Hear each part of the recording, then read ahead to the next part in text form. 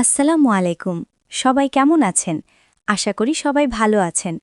দোয়া কবুলের কয়েকটি শর্ত রয়েছে, যে শর্তগুলো পূরণ না হলে দোয়া কবুল হবে না। অনেক মানুষ রয়েছে যারা নিজেদের মাঝে ও আল্লাহর মাঝে মৃত ব্যক্তিদেরকে মাধ্যম বানিয়ে তাদেরকে ডাকে।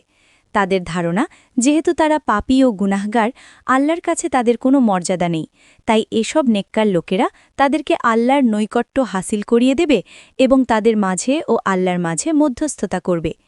এ বিশ্বাসের কারণে তারা এদের মধ্যস্থতা ধরে ও আল্লাহর পরিবর্তে এ মৃত ব্যক্তিদেরকে ডাকে।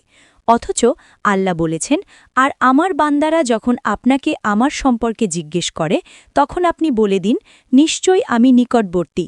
দোয়াকারী যখন আমাকে ডাকে, তখন আমি ডাকে সাড়া দিই।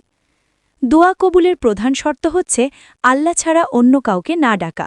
রাসূল এস.এ.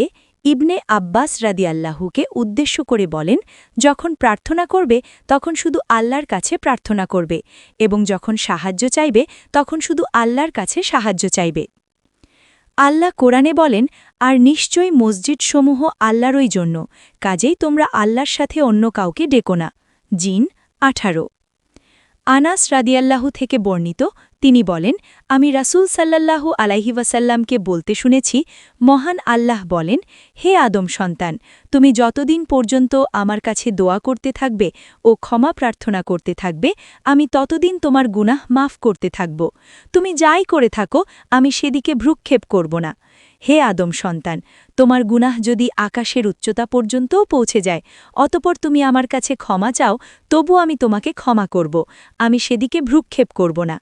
হে আদম সন্তান, তুমি যদি পৃথিবী পরিমাণ গুনাহ নিয়ে আমার কাছে আসো ও আমার সাথে কোনো কিছুকে শরিক না করে থাকো, তাহলে আমিও সমপরিমাণ ক্ষমা নিয়ে তোমার কাছে আসব।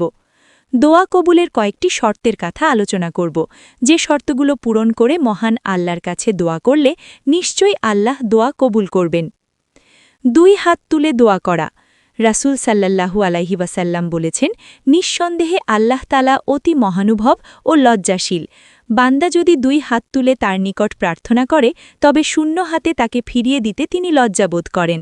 তিরমিজি, আবু দাউদ, ইবনে মাজাহ, ইমাম আলবানী হিবিসটিকে সহি বলেছেন। সাহিহুল জামে 1/1757 আর তারগিব ওয়াত্তারহিব। রাসূল সাল্লাল্লাহু আলাইহি ওয়াসাল্লাম বৃষ্টির সময় ও বদরের প্রান্তরে হাত তুলে দোয়া করেছেন। দৃঢ় বিশ্বাস নিয়ে দোয়া করা। আল্লাহর প্রতি দৃঢ় বিশ্বাস ও ভালো ধারণা নিয়ে দোয়া করতে হবে। আল্লাহ বান্দার দোয়া ফিরিয়ে দিবেন না। রাসূল সাল্লাল্লাহু আলাইহি ওয়াসাল্লাম বলেছেন, আল্লাহ বলেন, আমার বান্দা আমার প্রতি যেমন ধারণা করে আমি তেমন। বুখারী ৭৪০৫, মুসলিম ৪৬৭৫। আবু হুরায়রার বর্ণনায় এসেছে, রাসূল সাল্লাল্লাহু আলাইহি ওয়াসাল্লাম বলেন, তোমরা দোয়া কবুল হওয়ার দৃঢ় বিশ্বাস একিন নিয়ে আল্লাহর কাছে দোয়া করো। তিরমিজি 245। যে ব্যক্তি আল্লাহর প্রতি ভালো ধারণা পোষণ করে, আল্লাহ তার উপর সব কল্যাণ ঢেলে দেন, তাকে উত্তম অনুগ্রহে ভূষিত করেন, উত্তম অনুকম্পাও তার উপর ছড়িয়ে দেন। পান আহার ও পোশাক পরিচ্ছদ হালাল ও পবিত্র উপার্জন থেকে হওয়া দোয়া কবুল হওয়ার অন্যতম শর্ত। এই কারণে রাসূল সাল্লাল্লাহু আলাইহি ওয়াসাল্লাম বলেছেন, কিভাবে তার দোয়া কবুল হবে? তার খাদ্য হারাম, পানীয় হারাম, পরিধেয় বস্ত্র হারাম। সাহি মুসলিম 1015, আবু হুরায়রা হতে বর্ণিত।